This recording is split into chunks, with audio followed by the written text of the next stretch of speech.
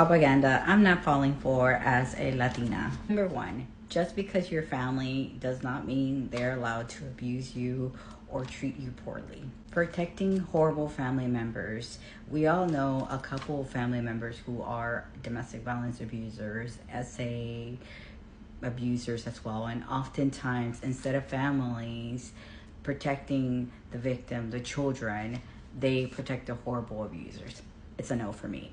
Not having conversations about finances and having destructive financial patterns. I think this is something that I see a lot within Latino households, and because of a lot of poverty trauma, I think you need to rip the band-aid and have these uncomfortable conversations, or else you're never going to grow. That ties into the next one, being your parents' retirement plan. It shouldn't be your responsibility to be your parents' retirement plan. It should not be your responsibility to be your parents' retirement plan. You can help your parents. Obviously, within the culture, we are a very collectivist culture. We want to help each other out. As for my no sabos, you do not have to speak Spanish fluently or perfectly in order to be considered Latino. I don't even like the term no sabo, but at the same time, I mean, people who are not like super fluent in Spanish, I'm not a believer that you need to be perfect at speaking Spanish in order for you to be considered Latino. I think if you're someone that grew up with the culture, that's very well connected to the culture, and you make an attempt to learn, that's enough said. And even someone that contributes to the community, because you can be someone that hablas español perfectamente, vives en Latinoamérica, pero estás completamente callado cuando se trata de las injusticias que le está pasando a los inmigrantes latinos en Estados Unidos en este momento. So you could be just like a person that maybe is from Latin America, completely quiet, radio silence about everything that's going on. I don't consider you. If you're not with the community, why are you saying that you love the community? Not having any boundaries with family. Yeah, you need to have boundaries. I know boundaries are something that are taught. It takes a lot of practice. It's something I would see a lot with my Latino clients. It's just enmeshment. Enmeshment meaning this like overly, there's no boundaries. Connectedness, there's no sense of like, this is me and this is my identity. No, this is a whole family identity. So it's important to have boundaries as well, especially for your sanity, essentially. Like if something is causing you a lot of a nervous system dysregulation, anxiety, that means that there maybe need to be a boundary there. Marianismo and machismo.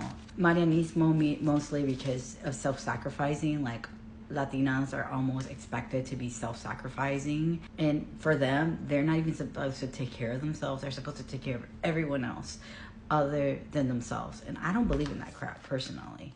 I don't think you're ever going to be happy if you abide by that. I mean, I do think that there's a level of like responsibility for like responsibility to the people that you care in the community that you care, but complete self-sacrificing, that's toxic. The next one that I would hear a lot in Texas, Latinos are naturally conservative. That is not true. If you actually study Latin American politics, most Latinos in Latin America usually vote more socially Democrat more than ever. They like social programs like unions. They like universal health care as well. All of these things are something that you would consider social Democrats here in the United States. And most people in Latin America, there's no such thing as like culture wars. That's a United States thing. It's actually become more common to have culture wars recently to change the demographic of how Latinos vote in Latin America. Having a poor relationship with food, engaging in diet culture, shaming someone for eating healthy as well, and automatically assuming that just because we have certain recipes and certain like sauces and spices. Yes, Mexican food is delicious and full of spices, but you can make a lot of healthy versions of that. Throughout my career as a mental health therapist, I noticed that a lot of Latinos have a very poor, healthy relationship with food. And on top of that, a lot of mixed signals and mixed messages when it comes to eating patterns as well. I'm not buying into that. We can have a healthy relationship with food. And lastly, family is not the ultimate prize, the ultimate accomplishment that you have in your life as a Latino. Meaning that getting married and having kids should not and is not the ultimate accomplishment in your life. And I think this is something that's shoved down our throat a lot.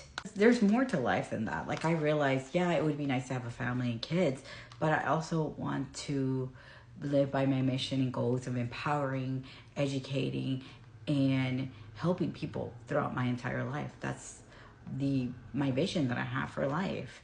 And if I'm not doing that, but I have my family, I feel like I wouldn't be completely complete. I would still need to be that part of myself. I don't want to lose myself because I have a family. And that's something I notice a lot of women in general, because of patriarchy, that they end up losing themselves and then they become very unhappy. I still want to be Lucia.